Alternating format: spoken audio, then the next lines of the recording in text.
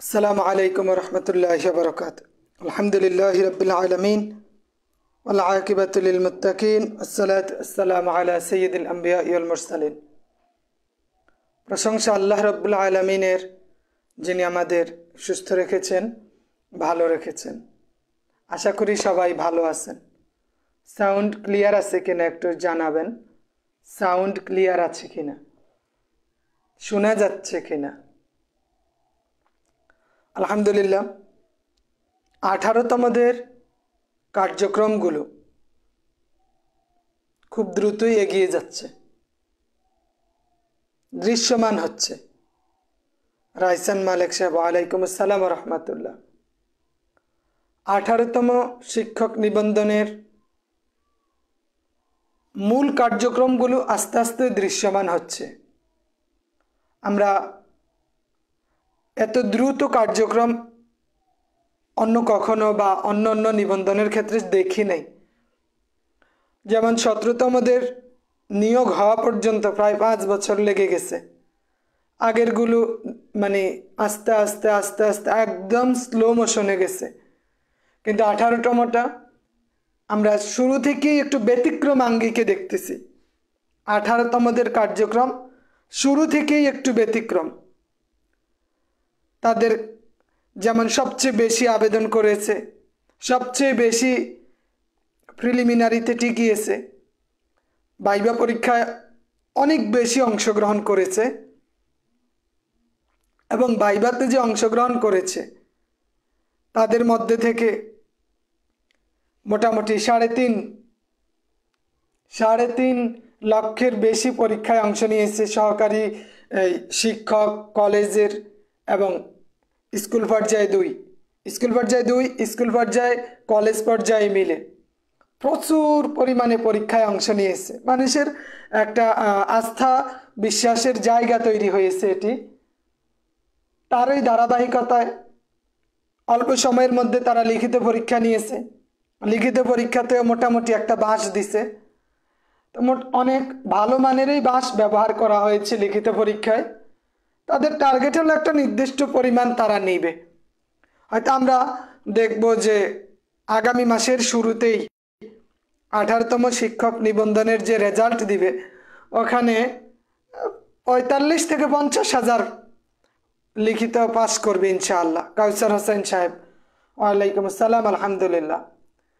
এটা ধরে রাখতে পারেন যে 50 হাজার লিখিততে পাস করবে এবং 50 হাজার থেকে এই 40-45 হাজার ভাইভা পাস করবে এবং এদের চাকরি হবে।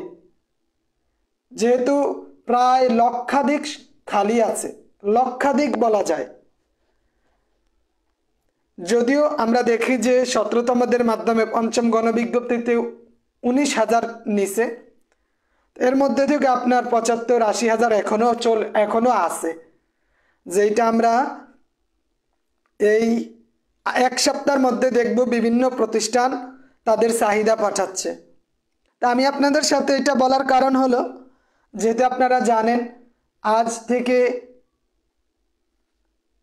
প্রতিষ্ঠান থেকে শূন্যপদের চাহিদা পাঠানো শুরু। এটা চলমান থাকবে 30 তারিখ পর্যন্ত। ফজলুল সাহেব, আরবি প্রভাষকের ভাইবার কোনো গ্রুপ, যে আমি ওটা ভাইবার আরবি প্রভাষকেরটা করিনি, বাট সহকারী মৌলবী এবং ইবতেদায়ী মৌলবীর ভাইবার এবং নাহুসারফের ক্লাস চলমান আছে। তো আপনাদের সাথে বলার কারণ হলো, অনেক প্রতিষ্ঠান প্রধান এই বিষয়গুলো জানে না, জানবে না। ইবতেদায়ী মৌলবীতে 42 পেজ ভাইবা দিলে চাকরি হবে, কারণ এখানে সংখ্যায় কম আছে। কাউসার হোসেন সাহেব, এখন যাদের সনদ আসবে আশা করি সবারই চাকরি হবে, সবারই চাকরি হবে। তবে আপনার মার্কটা যত বাড়বে লিখিত পরীক্ষায়, দেখবেন আপনি সবার চেয়ে তত বেশি এগিয়ে থাকবেন। রফিকুল ইসলাম সাহেব, ওয়ালাইকুম আসসালাম। আপনাদের এখন মূল যেই কাজটা করা উচিত, আমরা জানি 8 দিনের মধ্যে বাংলাদেশের যত শিক্ষা প্রতিষ্ঠান আছে তারা তাদের সার্টিফিকেট পাঠাবে, শূন্যপদের চাহিদা পাঠিয়ে দিবে। এই ক্ষেত্রে আপনার নিকটস্থ যদি কোনো প্রতিষ্ঠান থাকে আপনি ওদের সাথে কথা বলতে পারেন। আমরা বিগত দিনেও দেখেছি অনেক প্রতিষ্ঠান ইচ্ছা করে শূন্যপদের তথ্য দেয় নাই, ইচ্ছা করে। সে মনে করে যে আমার একটু আত্মীয় স্বজন বা আমার খুব কাছের মানুষ আছে, সে এবার হয়তো কোনোভাবে যদি মিস্টেক করে ফেলে আগামী বছর, মানে এমন হয়েছে আগের দিনে আমরা দেখছি যে ইচ্ছা করে দেয় নাই। 2 নাম্বারই আমরা তো মনে করি বর্তমানে 2 নাম্বারই করা কঠিন না, 2 নাম্বারই করা আরো বেশি সহজ। মঈনুদ্দিন মোল্লা সাহেব, এই যে 50,000 বলছি তাও সম্ভাবনা ক্ষীণ, কখনোই আপনি দেখবেন না যে এর বেশি তারা টিকাবে। আগেও এটা করে নাই, আরো কম টিকাতে পারে। রেজাল্ট হবে আগামী বছরের আগামী মাসের শুরুতেই রেজাল্ট হবে। মিজানুর রহমান সাহেব, ওয়ালাইকুম আসসালাম, আলহামদুলিল্লাহ। আপনার নিকটস্থ যে প্রতিষ্ঠান আছে, সহকারী মৌলবী, ইবতেদায়ী মৌলবী, ইবতেদায়ী শিক্ষক, আরবি প্রভাষক, যেই পদেই লিখিত পরীক্ষা অংশগ্রহণ করেছেন, আপনি জাস্ট ওই প্রতিষ্ঠানগুলোকে একটু স্মরণ করাই দিতে পারেন যে শূন্যপদের তথ্য নেওয়া শুরু হয়েছে, ওনারা যাতে ওনাদের প্রতিষ্ঠানের কতটা পদ খালি আছে এখনো, এই তথ্যটা পাঠিয়ে দেয়। রেজুলেশন করে তারা এই তথ্যটা এনটিআরসিতে পাঠিয়ে দিবে তাদের ওয়েবসাইটে।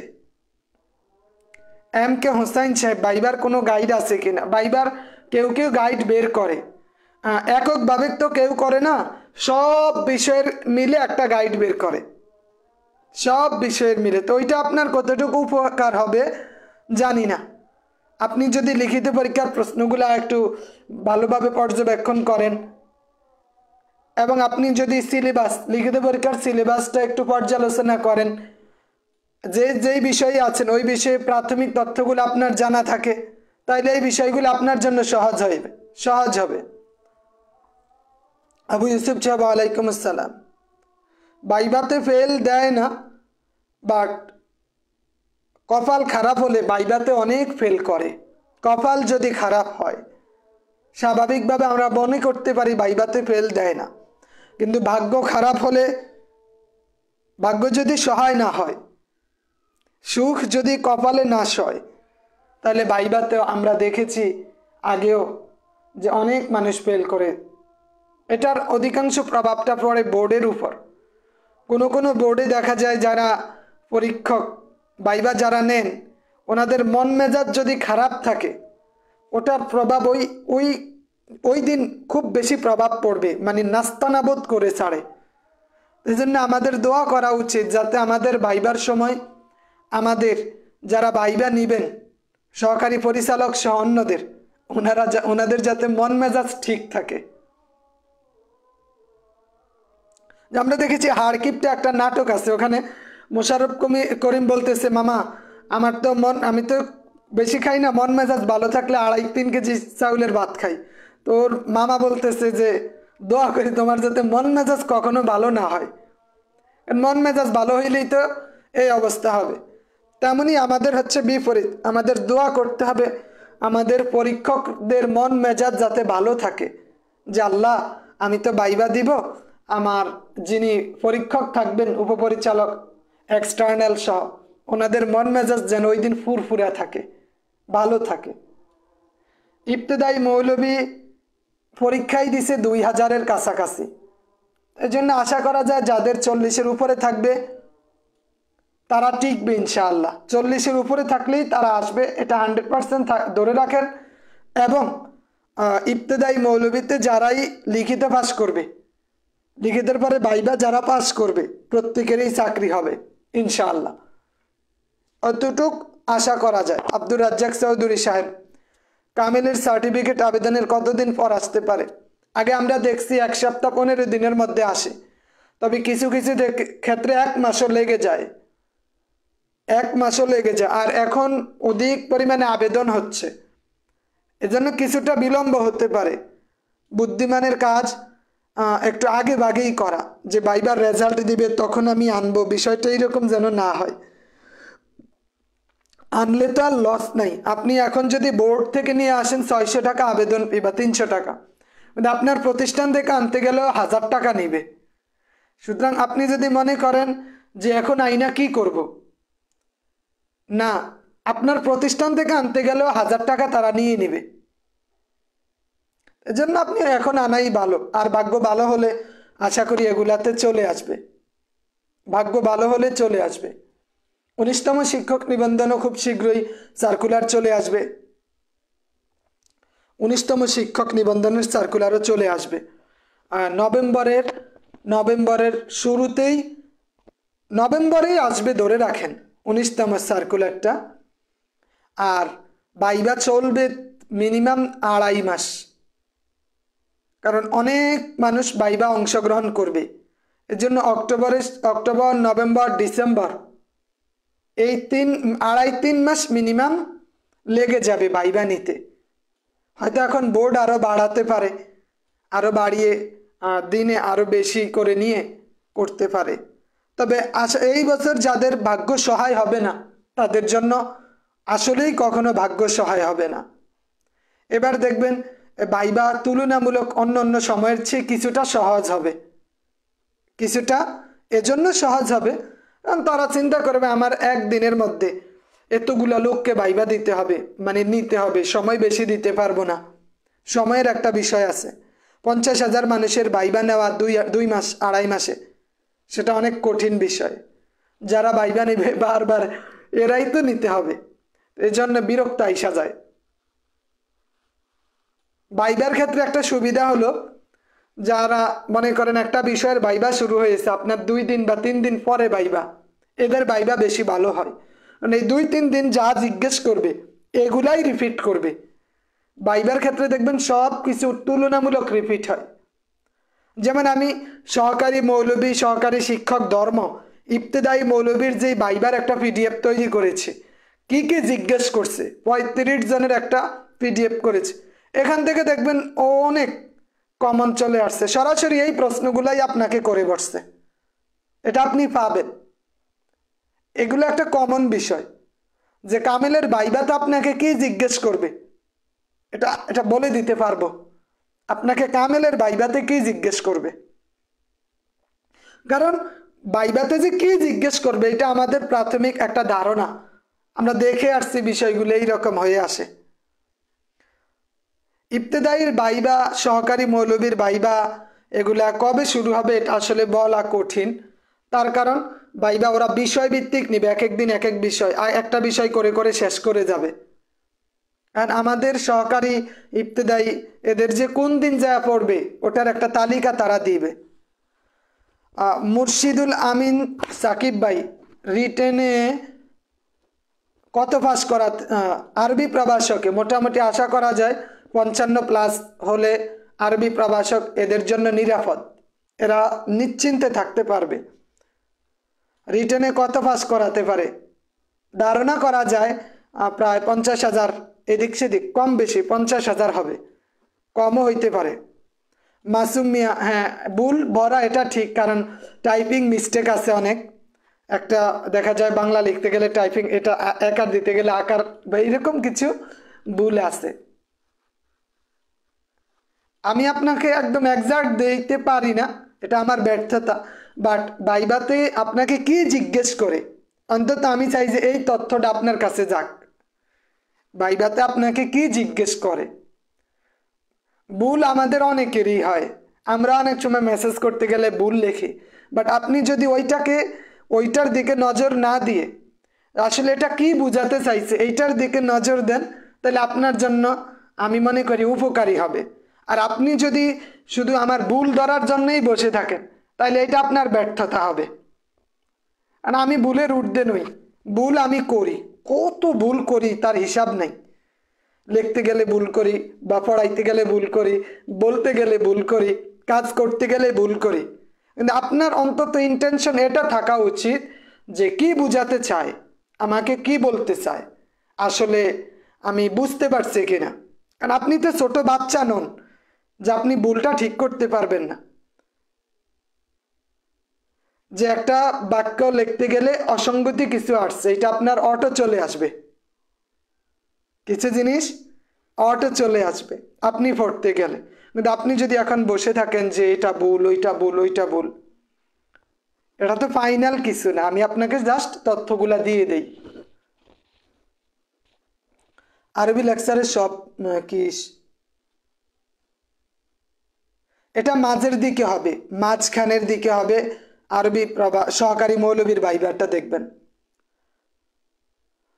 সাজ্জাদ সাহেব, হ্যাঁ শূন্য, ওই ই রেজিস্ট্রেশন মানে কি?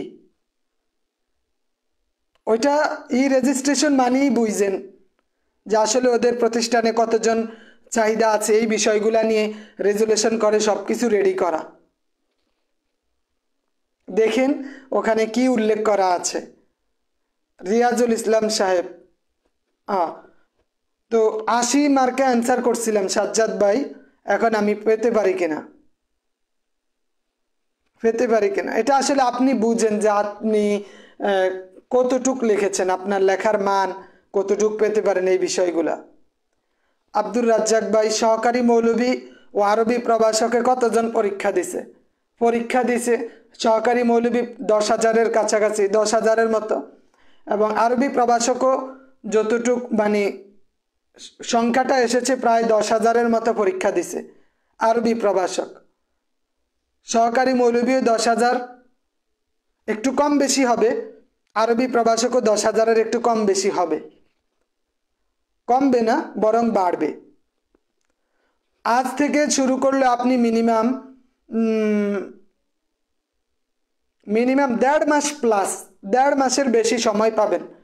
এখনও কেউ যদি ভাইবার জন্য পড়াশোনা করে ওনাদের 1.5 মাস সময় পাবেন, 1.5 মাস সময় লাগবে অনায়াসে বলা যায়। আগামী মাসের শেষ দিকে যদি ভাইবা শুরু হয় আপনাদের হয়তো 1.5-2 মাস বেশি থাকবে, বেশি সময় পাবেন। আব্দুর রাজ্জাক, কতজন টিকাবে? আসলে এটা বলা কঠিন, তবে আশা করা যায় সহকারী মৌলবী 3,500-4,000-এর মতো টিকবে। আরবি প্রভাষক যে কতজন নেয় এটা এই জন্য বলা কঠিন, ওখানে সংখ্যাও কম, 1200-1300 জন, 1200-1300 সিট আছে সারা দেশে। এখন 1200-1300-র মধ্যে ওনারা কতজন আরবি প্রভাষক নিবে ওটা ওদের উপর নির্ভর করে। মাহবুবুল আলম জুবাইর সাহেব, প্রশ্নের উত্তর পেলাম না। কোন প্রশ্নের উত্তর বলতে পারবেন? কোনটার? পাতা শুকনো, আমি রসায়ন প্রদর্শক মাদ্রাসা দিয়েছি এই স্কুলের সাথে কলেজ পর্যায়ে।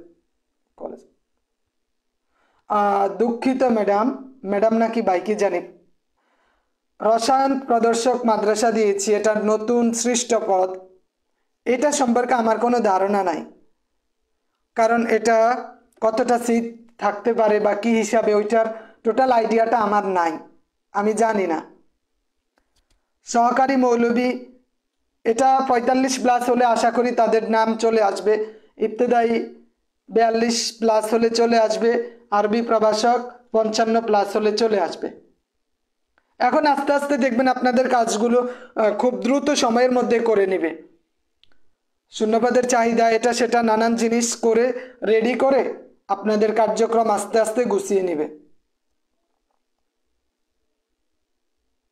হ্যাঁ, জাহিদুর রশিদ সাহেব, কতজন টিকাবে এটা কেউ বলতে পারে না, তবে গত পরীক্ষাগুলোর যেই একটা হার, যে একটা ধারাবাহিকতা, অভিজ্ঞতা বলে কোনটাকে, যে আমরা দেখেছি গত পর্বের গুলোতে কি করছে, তো সেই দৃষ্টিকোণ থেকে অন্তত এতটুকু বলা যায় যে মিনিমাম 50,000-এর এদিক সেদিক কম বেশি কিছু একটা হবে।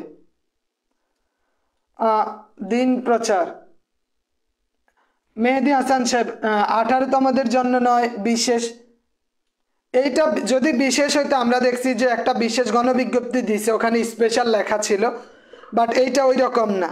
আর আরেকটা বিষয় হচ্ছে লিখিত পরীক্ষার রেজাল্ট আশা করা যায় এই মাসের মধ্যেই গুছিয়ে নিবে।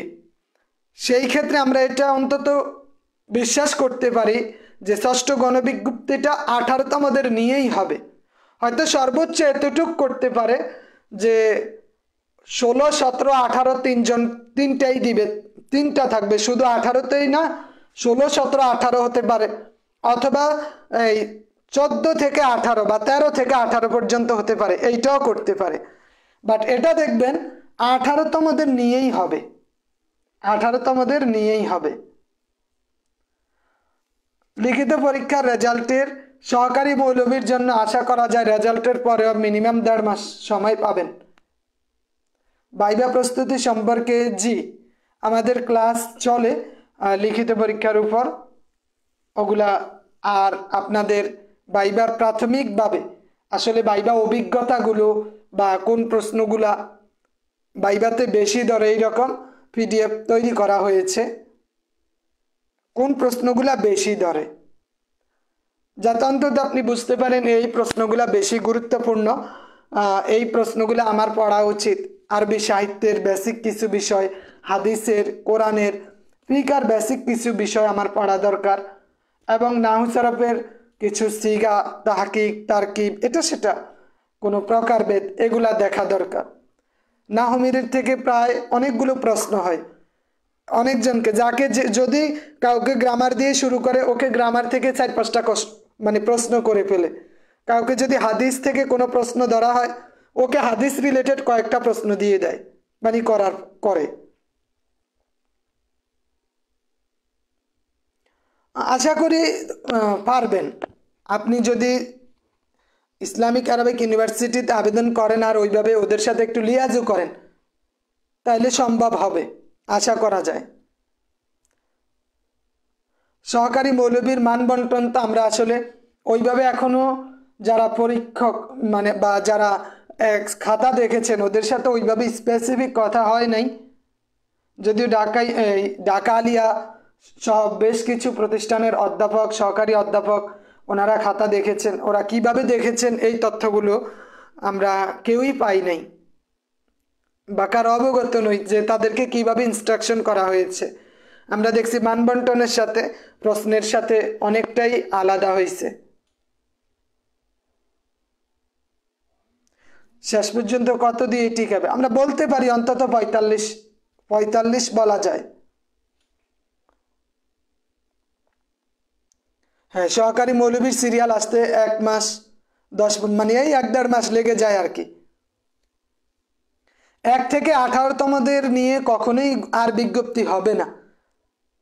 জসিম উদ্দিন সাহেব, আমার প্রশ্নের উত্তরটা পেলাম না আসলে, কোনটা করছেন আবার, হয়তো যদি একটু করলে সুবিধা হইতো। রিটার্ন রেজাল্ট দেওয়ার কয়দিন পরে ভাইবা শুরু হয়, এটা এক এক সময় এক এক রকম। কখনো দেখছি ভাইবা রেজাল্ট দেওয়ার 1 মাস পর শুরু হয়, বাট এখন যেটা আমরা শুনতেছি ভাইবা দেওয়ার 15 দিনের মধ্যেই শুরু হবে। ভাইবা দেওয়ার 15 দিনের মধ্যে রেজাল্ট, ভাইবা লিখিত পরীক্ষার রেজাল্ট দেওয়ার 15 দিনের মধ্যেই ভাইবা শুরু হবে। যদি প্রথমার্ধে রেজাল্ট দিয়ে দেয় আগামী মাসের শেষের দিকে আপনার ভাইবাটা শুরু হবে। 2-2.5 মাস ভাইবা চলবে। ভাগ্য যাদের ভালো হয় তারাই ইনশাল্লাহ আশা করি কামিয়াব হবেন, সফল হবেন। জসিমউদ্দিন সাহেব, সহকারী মৌলবী কয়বার বলছি, সহকারী মৌলবী 45+ আশা করা যায়, 45 উপরে থাকলে। ওমর ফারুক সাহেব, ওয়ালাইকুম আসসালাম, আলহামদুলিল্লাহ।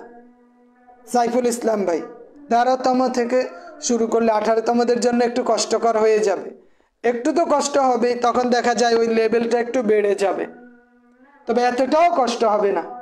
মোটামুটি যদি 13 থেকে 18তম দেয়, যাদের 50-এর উপরে থাকবে তখন ওরা আবার 100% নিশ্চিত, 100% নিশ্চিত। আপনার সংখ্যা যত বাড়বে, ওনারা যদি বলে যে শুধু 16, 17, 18 দিবে, তখন এক ধরনের কাটমার্ক নির্ধারণ করবে। আবার যদি বলে 13 থেকে 18 দিবে, তখন আরেক ধরনের কাটমার্ক নির্ধারণ করবে। এই বিষয়গুলো সময়ের সাথে সম্পৃক্ত, সিদ্ধান্তের সাথে। সহকারী মৌলবীতে 45+ বলে আশা করা যায়।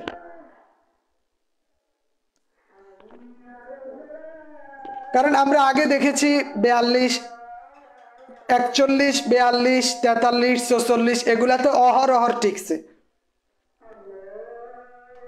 নিশ্চিত বলতে আমরা অনেকে বলে যে 40-এ পাস করবে।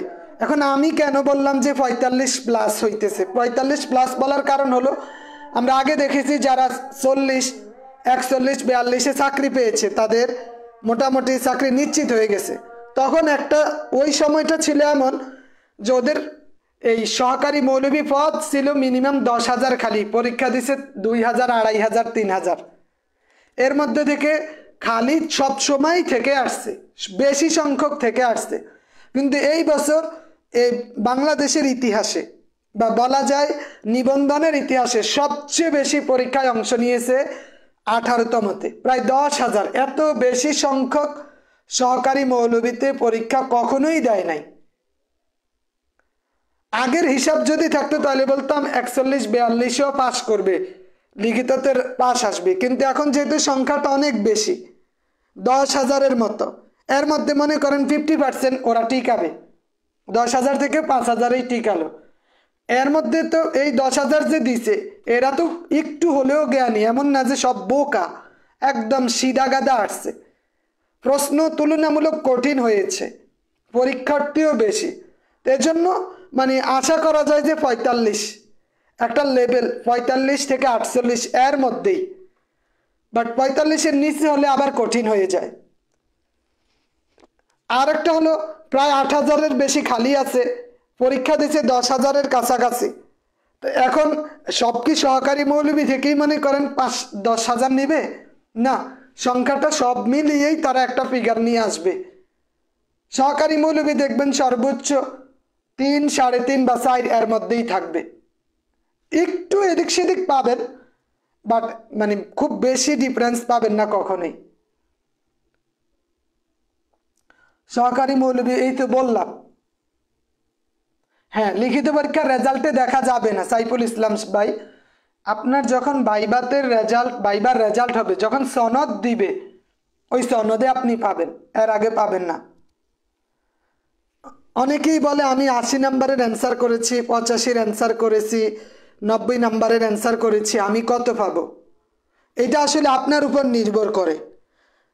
আপনি যে পরীক্ষা দিয়েছেন, আপনি কতটুকু ভালো লিখছেন, বা আপনার লেখার মান কেমন ছিল, কোয়ালিটি কেমন ছিল, লেখার ক্ষেত্রে আপনি কোন ট্রিক্সটা অনুসরণ করেছেন, কিভাবে পরীক্ষা দিয়েছেন, এইটা আপনি জানেন। তবে আমি এতটুকু বলতে পারি, আপনি যদি বলেন আমি যদি বেশিও কাটাকাটি করে যদি কাটতেই থাকে, নাম্বার কমাইতেই থাকে, তবুও 45-এর নিচে নামবে না, বা 50-55 আমি অনায়াসেই পাবো, তাইলে বলবো আপনি 100% নিশ্চিত থাকতে পারেন।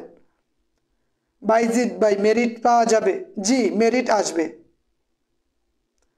আমি আমার পাজেল এবং কামেলের মাঝে 1 বছর গ্যাপ হওয়াতে আমি একটু পিছাই গেছি, যার কারণে আরবি প্রভাষকে 18তম দিতে পারি নাই। আমাদের রেজাল্ট হয়েছে আবেদন শেষ হওয়ার কয়েকদিন পর। যদি আবেদন আরও 3-4 দিন থাকতো, বা 3-4 দিন আগে আরবি প্রভাষকের সময় থাকতো, আর কামেলের রেজাল্ট ওই নির্দিষ্ট সময়ের আগেই দিয়েই দিত রেজাল্টটা কামেলের, তাইলে হয়তো আবেদন করতে পারতাম। ইচ্ছে করে খালি রাখে, তার কারণ হলো আপনি মনে করেন যে এটা একটা ব্যবসা।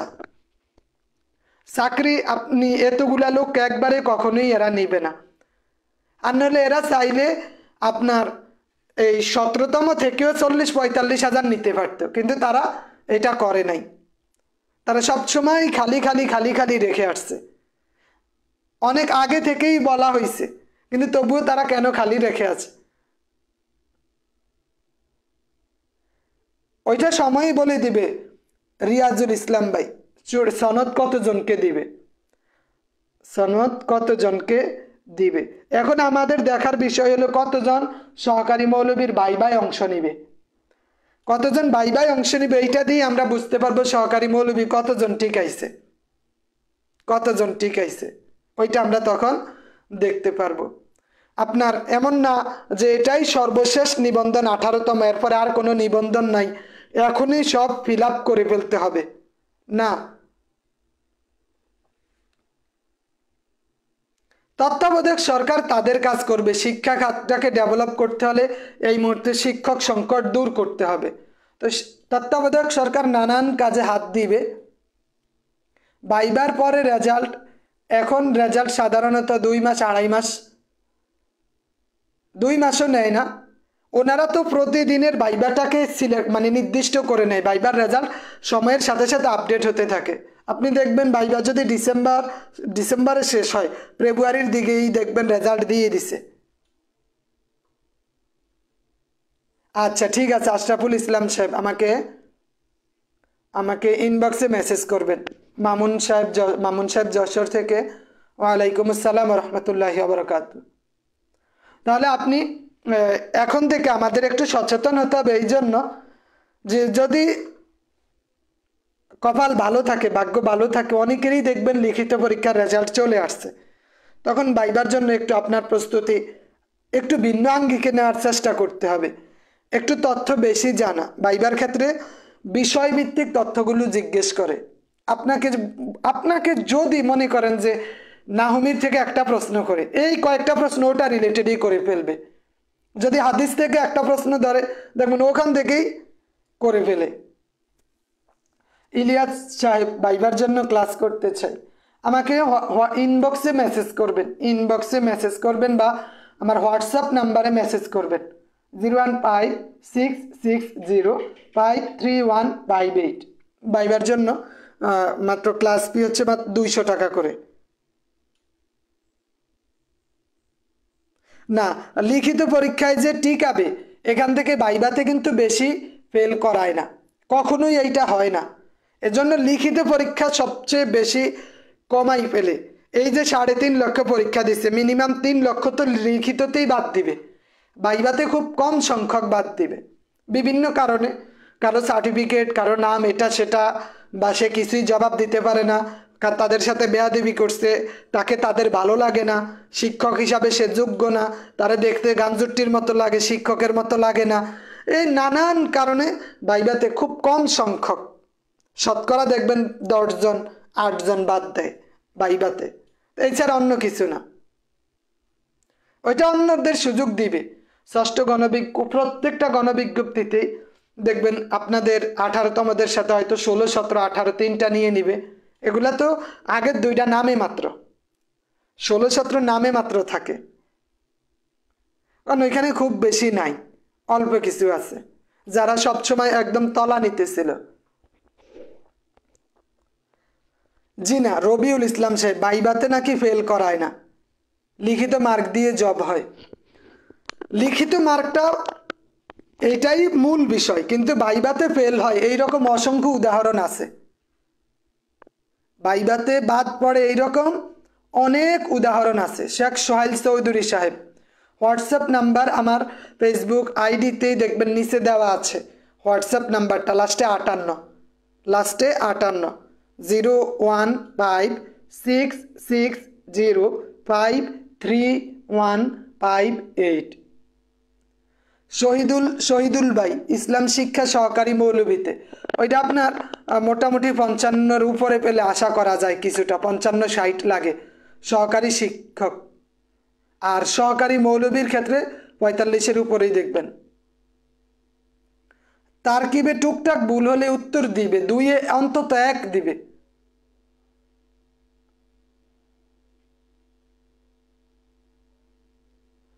টুকটাক ভুল হলে আপনাকে কিছুটা হলেও নাম্বার দিবে, তাহলে মূলে ভুল করলে নাম্বার দিবে না।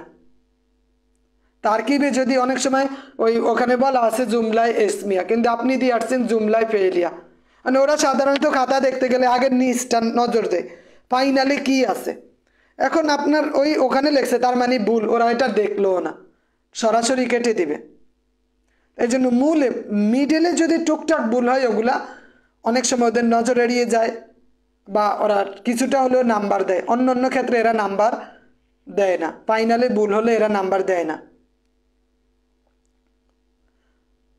অনেকবার বলছি রবিউল ইসলাম ভাই ভাইবাতে কেন ফেল করায়, স্বাভাবিকভাবে তাদের আপনাকে ভালো লাগে না, আপনার আচরণ তাদের কাছে মানে ভালো লাগে নাই, আপনাকে জিজ্ঞেস করছে আপনি কিছুই বলতে পারেন নাই, আপনার সার্টিফিকেট অথবা আপনার এনআইডি কার্ড বয়সের ভুল, বয়সের ডিফারেন্স আছে, বা সার্টিফিকেট হোক বা বিভিন্ন তথ্যগুলো অসঙ্গত, আপনি দেখা যায় সার্টিফিকেট নিতে পারলেন না, শো করতে পারলেন না, বিভিন্ন কারণে বাদ দিয়ে দেয়।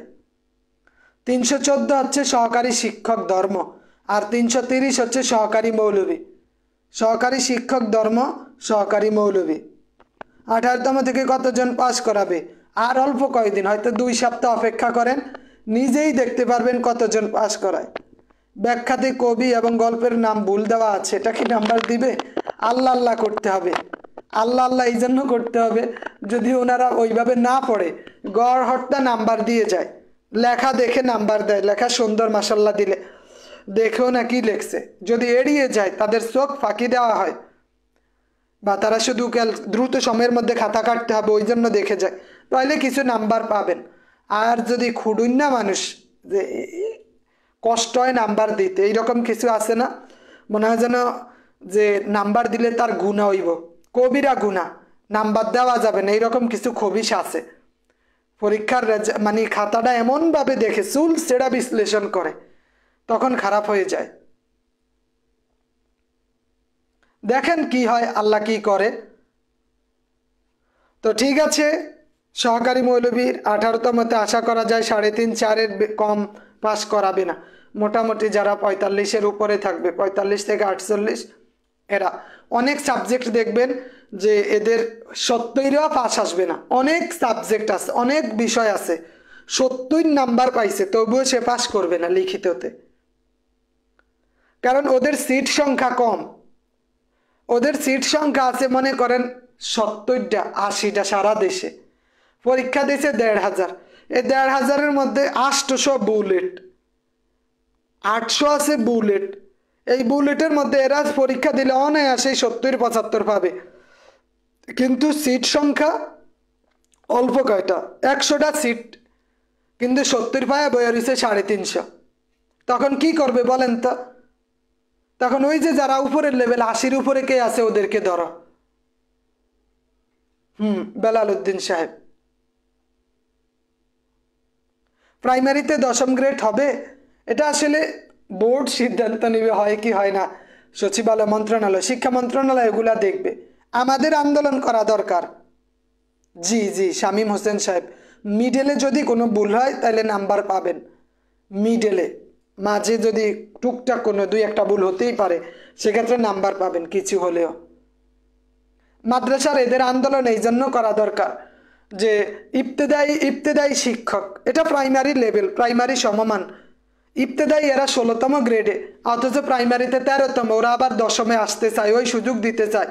আর ইবতেদায়ী মাদ্রাসার এরা ঘুমায়া আছে, অথচ এদের কোনো আন্দোলন নাই, এদের কোনো চিন্তা ভাবনা নাই, এদের মন মানসিকতা এমনিই ছোট, শুধু গড় কোনো ব্যাঙের মতো আইয়ে যায়, প্রতিষ্ঠানে কদ্দুর ক্লাস করায়, বাসায় প্রতিষ্ঠানে ক্লাস করায়, আইয়া বোর কাপড়ের নিচে, আবার বোর কাপড়ের নিচে তো উদ্যা মাদ্রাসাত যাইব, মাদ্রাসাত ক্লাস করে আবার বোর কাপড়ের নিচে ঢুকবো। তাদের একটু বিবেক নাই যে প্রাইমারির ক্ষেত্রে 13তম, ওরা 10মে আসতে চাইতেছে, অলরেডি এটা নিয়ে কাজ চলমান আছে। আর আমরা ইবতেদায়ী 16তম গ্রেডে 9300 টাকা বেতনে আমরা চাকরি করব, যদি গার্মেন্টসে যাই তাও তো 16-17 হাজার টাকা পড়ে, কিন্তু আমাদের কি হবে? তো বাংলাদেশে কি একটাও কোনো বেড়া নাই যারা ইবতেদায়ী মৌলবী নিয়ে কাজ করে?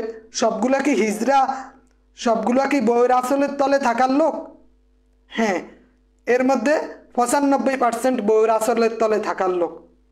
এদের নাই কোনো চিন্তা যে সবাই সুযোগ, সবাই আন্দোলন করে, সবাই কাজকর্ম করে, সবাই একটা ভালো কিছুর দিকে যায়, কিন্তু আমরা যাইতে পারতেছি না কেন? মাদ্রাসা আজ পর্যন্ত কোনো সুযোগ নিতে পারে না, শুধু স্বার্থান্বেষী কিছু মহলের কারণে। এই আলিয়ার কিছু প্রধান, আলিয়ার অধিকাংশ আলিয়া মাদ্রাসার প্রধানগুলোর কারণে আলিয়া মাদ্রাসার এই ধস, এই অবনতিটা। শুধু আমি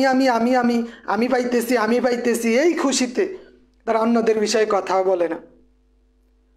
এই যে একটা মানুষ সহকারী শিক্ষকে আইসা কি বিশাল বড় একটা বৈষম্যের শিকার, ফাজিল পাস করে আসছে সে 11তম গ্রেডে, অনার্স থাকলে 10ম গ্রেডে।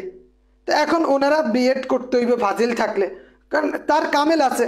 আপনি তো কামেলের সার্টিফিকেট মূল্যায়ন করে, কামেল যেহেতু মাস্টার সমমান, সে তো মাস্টার্সের সার্টিফিকেট দেখাইলে তাকে 10ম গ্রেড দেওয়া উচিত, কিন্তু না, এগুলা নিয়ে হবে না, চলবে না, এমনি চলতেছে। তার উপর আবার এমনি টাকা পয়সা কম, সুযোগ সুবিধা নাই, কিন্তু সবাই চিন্তা করে যে ওর হলে আমার হবে না কেন, ওর হলে আমার হবে না কেন, ওর যদি চলে তাহলে আমারও চলবে। প্রত্যেকেই বলতেছে ওর যদি চলে আমারও চলবে।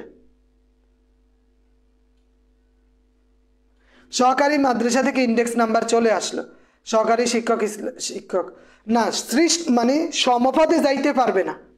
আপনি সহকারী মাদ্রাসাতে সহকারী মৌলবী হিসাবে আসলেন, তাহলে এটা থেকে বাতিল করতে হইব, করি আবার অন্যটায় যাইতে হবে। অন্যটায় বলতে উপরে যাইতে হবে, হয় নিচে যান নইলে উপরে আসেন, সমপদে যাবে না। সমপদে এই নিবন্ধনে 2 বার হয় না, ইন্ডেক্স চলে না।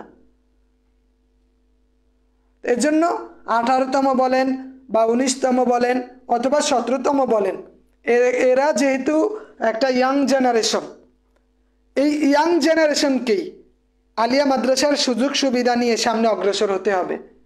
আমাদেরকে এইটা করতে হবে। আমরা নানান বৈষম্যের শিকার, আলিয়া মাদ্রাসা নানান বৈষম্যের শিকার, কারণ এদের এই বিষয়গুলো নিয়ে কেউ কথা বলেও না, বলতেও চায় না।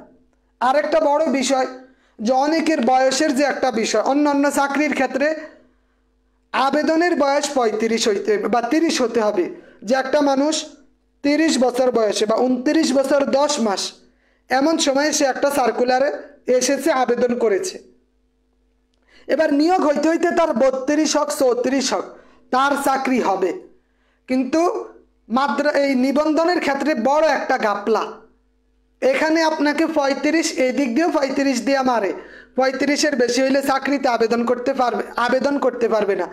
আবার এই চাকরিতে আবেদন করার পর 2-3 বছর কাটায় 3 বছর কাটায়, কাটানোর পরে যখন ওই যে গণবিজ্ঞপ্তি, ওইখানেও একই কথা বলেন 35-এর উপরে হইলে পারবে না।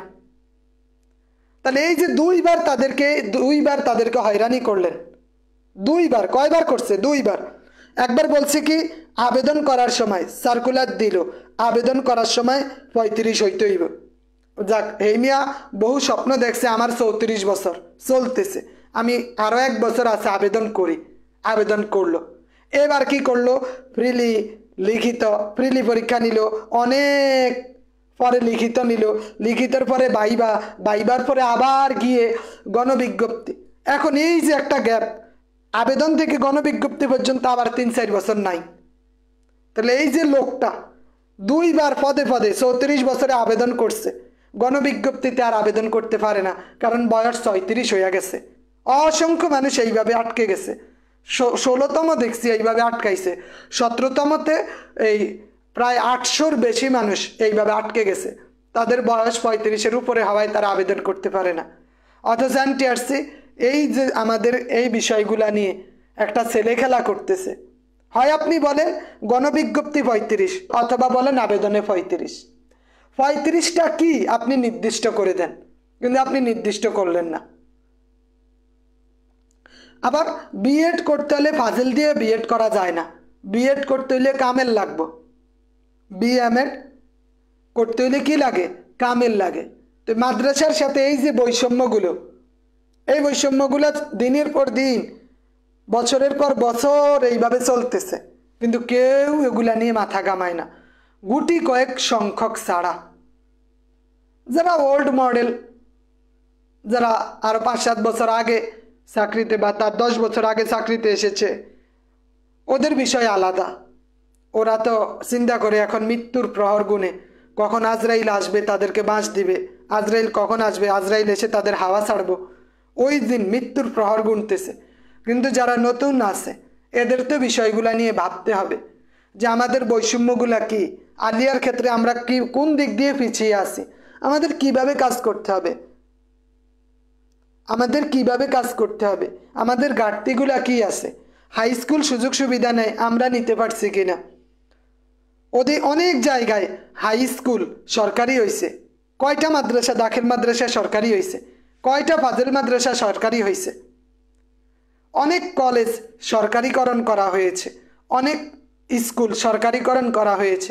প্রতিটা জেলায় আপনি সরকারি স্কুল পাবেন, সরকারি কলেজ পাবেন, প্রতিটা উপজেলায় সরকারি কলেজ পাবেন, কিন্তু আপনি কয়টা আলিয়া মাদ্রাসা পাবেন সরকারি হয়েছে, কয়টা দাখিল মাদ্রাসা, এই বাংলাদেশে কয়টা দাখিল মাদ্রাসা আছে সরকারি হয়েছে?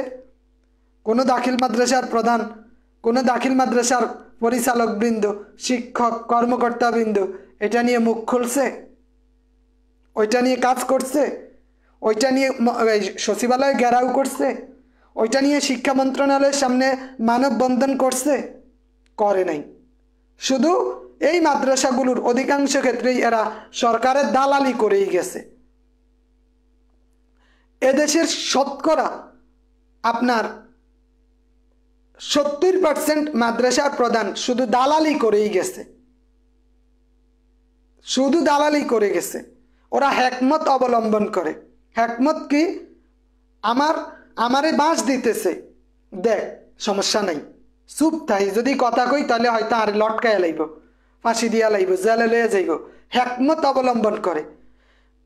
এই হইছে এদের হেকমত, এদের কৌশল। এদেশের কয়টা ফাজিল মাদ্রাসা বাংলাদেশের সরকারি হয়েছে? কয়টা ফাজিল মাদ্রাসার প্রধান, সহকারী প্রধান, সহকারী অধ্যাপক, আরবি প্রভাষক শিক্ষা মন্ত্রণালয়ের সামনে যে মানববন্ধন করছে, শিক্ষা মন্ত্রণালয়ের সামনে যে গাট্টি গোত্তালয়ে হইয়া রয়েছে যে আপনারা ওদের অধিকাংশ কলেজ, অনেক কলেজ আপনি সরকারি করছেন, আমরা কি দোষ করছি? মাদ্রাসা থেকে স্টুডেন্ট নাই, ফাজিল মাদ্রাসা খোলেন, যান 1500-2000 স্টুডেন্ট তাদের। এরা কি সরকারিকরণ করার যোগ্য না? যোগ্য। বলে না কেন? দেখ হেকমত অবলম্বন করতেছে ওরা। এখন এই ইবতেদায়ী মৌলবীর 13তম গ্রেডের বিষয়ে কথাবার্তা চলতেছে, এগুলা নিয়ে এই আইনিভাবে অনেকেই লড়াই করতেছেন। এটা আমাদের জন্য যে 16তম 17তম চতুর্থ এবং পঞ্চম গণবিজ্ঞপ্তিতে যারা নিয়োগপ্রাপ্ত এই মানুষগুলো এটার দিকে এগিয়ে আসছেন। এখন ইবতেদায়ী শিক্ষক যারা, হ্যাঁ ইবতেদায়ী মৌলবী কম, ইবতেদায়ী শিক্ষকেরা যে আমরা 16তম গ্রেডে আছি, আমাদেরকে 13তম গ্রেডে দেওয়া হোক, আইনি প্রক্রিয়ায় তারা যাচ্ছে। এবং এই বিষয়টা নিয়ে আশ্বস্ত করা হয়েছে যে এদেরকে খুব শীঘ্রই 13তম গ্রেডে উন্নীত করা হবে। এটা বলা, এটা চিন্তা ভাবনা চলতেছে। তো আমরা যদি আরেকটু সচেতন হই, ওনারা একটা করছে আমরা আরেকটা করি, আমরা তাদের কাছে যাই, স্মারকলিপি দেই, একটু ইয়াটিয়া করি, তাহলে আমাদের কাজগুলো আরও সহজ হয়ে যায়। কিন্তু আমরা আলিয়া মাদ্রাসার ক্ষেত্রে আমরা এখনো আগের যারা, এদের থেকে ভালো কিছু কখনোই পাই না। তবে আমাদের এখন থেকে সংঘবদ্ধভাবে চলতে হবে। আলিয়া মাদ্রাসার উন্নয়নের ক্ষেত্রে এই যে 18তম থেকে বেশ কিছু আলেম আমরা পাবো যারা আলিয়া মাদ্রাসাতে আসবে, 17তম থেকে বেশ কিছু আলেম আমরা পেয়েছি, 16তম থেকে বেশ কিছু সহকারী মৌলবী, ইবতেদায়ী মৌলবী, আরবি প্রভাষক পেয়েছি, 16তম থেকে পেয়েছি, 17তম থেকে পেয়েছি, 18তম থেকে আপনারা যারা আসবেন, আমরা যদি একটু সংঘবদ্ধ ঐক্যবদ্ধ হই, আমরা আমাদের অধিকার আদায় করে নেওয়ার বিষয়ে সচেষ্ট হই, তাহলে আমরা অনেক সুযোগ সুবিধা আদায় করতে পারবো। কারণ আমরা যদি একটু নড়ে চড়ে না বসি, আমরা যদি একটু কথাবার্তা না বলি, আমরা যদি একটু আওয়াজ না তুলি, তাহলে আগে যেভাবে চলছে এখনো সেভাবেই চলবে। এজন্য এখন থেকে আমাদের সংঘবদ্ধ ঐক্যবদ্ধ হওয়া জরুরি। আমাদের এখনই সময় আমাদের একটু একতার ভিত্তিতে আসা, অন্তত আমাদের সুযোগ সুবিধাগুলো পাওয়ার জন্য। অন্যরা তো নিতেছে সুযোগ সুবিধা, আমরা তো নিতে পারতেছি না, কারণ আমাদের কেউ নাই। আমাদের কেউ নাই বলতে আমরা ওই যে পঞ্চগড় থেকে আমি এখানে আসব, আসা যাওয়া একদিনের সময় যাবে, আমার বউ আমাকে অনেক ভালোবাসে, সন্তানাদি, তো আমি একদিন আসলে কি হবে, আমার প্রতিষ্ঠান ছুটি দিবে কি না, কত কিছু হিসাব নিকাশ করে। 19তম নিবন্ধনিক আরবি প্রভাষক মাস্টার শর্ত থাকবে, ওইটা সার্কুলার আসলে আমরা দেখতে পাবো ওরা কি শর্ত আগের মতো রাখবে নাকি পরিবর্তন করবে। তবে 19তম শিক্ষক নিবন্ধনের বেশ কিছু বিষয় পরিবর্তন হবে। 19তম নিবন্ধনের সার্কুলার বা 19তম নিবন্ধনের সার্কুলার আমরা যতটুক করতে পারি নভেম্বরে আসবে। নভেম্বরে ওবায়দুল ইসলাম অপু সাহেব সহকারী মৌলভী 45-এর উপরে যাদের আছে, আমরা বলতে পারি 45-এর উপরে যাদের আছে তারা ইনশাল্লাহ অন্তত বলতে পারবে যে আমরা থাকব। তো ধন্যবাদ সবাইকে এত সময় দিয়ে কথা শোনার জন্য। যে আমরা আমাদের অধিকার আদায় করতে এখন থেকেই একটু লেখালেখি করা, অনলাইনে সচল হওয়া, অফলাইনে সচল হওয়া। কখনো যদি আমরা আমাদের এই বৈষম্যের বিরুদ্ধে কাজ করি, সেই ক্ষেত্রে সকলের একত্র হওয়ার যে বিষয়গুলা, এগুলা যাতে আমরা একটু দেখি, তবে এটাও ঠিক আগামী 5 বছর আমি চাকরি করি কিনা তাও সন্দেহ আছে। এই দেশে চাকরি করব, এই দেশে চাকরি করে জীবন পরিচালনা করবে এইরকম মন মানসিকতা আগেও ছিল না, এখনো নাই। তবুও আসছি কেন? এই জন্য আসা। অনেকে বলতে পারে যে এই মিয়া আমাদেরকে পড়ায়, এই মিয়া নিজেই যোগ্য না। যে মনে করেন আমি বললাম আমাদের শিক্ষক নিবন্ধনের ইবতেদায়ী মৌলবী হোক, সহকারী মৌলবী হোক, আমি ওনাদেরকে কিছু দিক নির্দেশনা দেই। কারণ আমারই যদি পায়ের তলায় মাটি না থাকে, তাহলে ওরা তো আমাকে চাপ দিলে আমি ডেবে যাব।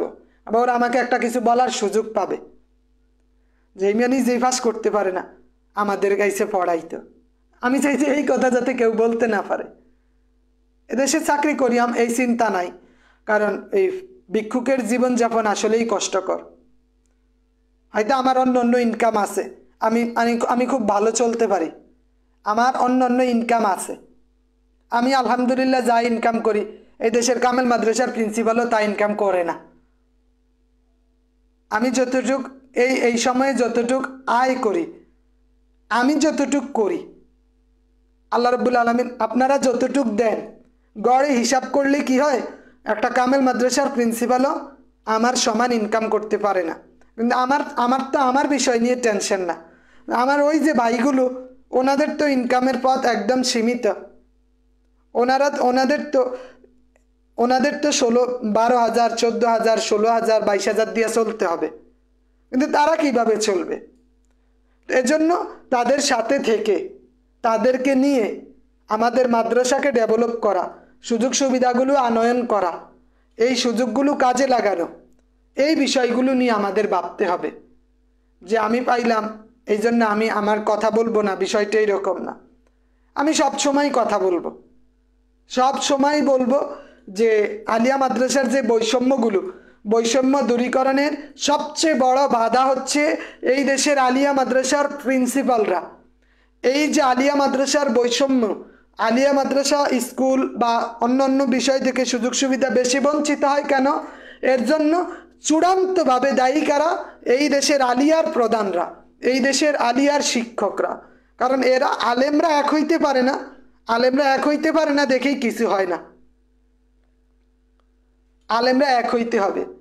আমরা এখনো দেখি উনি ওই 100 টিয়ার দাওয়াতে যায়, ওইটা ওনার বেশি দামি। কিন্তু যদি বলে যে একটু সম্মেলনে আসেন, আমরা একটা সম্মেলন করব, যে এই মাটিতে এই এনটিআরসির সামনে হোক, শিক্ষা মন্ত্রণালয়ের সামনে আমরা একটা মানববন্ধন করব। আজকে যদি আমি ঘোষণা দেই, আজকে যদি বলি এই বৈষম্যের বিরুদ্ধে আমরা মানববন্ধন করব, দেখবেন বাংলাদেশে সবাই শুধু আরে আমরা বৈষম্যের শিকার, যদি ডাক দেই কেউ আইতো না, কেউ আসবে না।